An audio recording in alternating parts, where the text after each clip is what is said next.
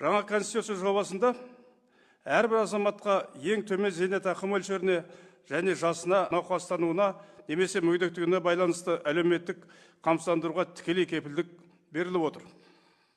Сонымен қатар, мемлекет әлеуметтік қамсыздандырудың және қайырымдылықтың әртүрлі нысандарын дамытуға жәрдемдесу міндетін алып отыр.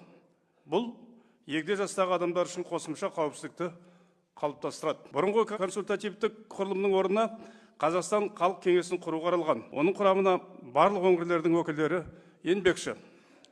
Бұл аға буынға маңызды мемлекеттік шешімдер мен заңдарды талқылауға қатысу мүмкіндігін береді. Сондай-ақ дербес деректерді алаяқтардан және заңсыз пайдаланудан, оның ішінде интернет кеңістігінде қорғау жеке норма ретінде бекітіледі. Бұл цифрлық технологияларды әрдайым сенімді пайдалана бермейтін және мемлекеттік қызметтерді, медициналық көмекті алу немесе қаржылық операция жүргізу кезінде қауіп қатерлерге жиі тап болатын егде жастағы адамдар үшін ерекше маңызды.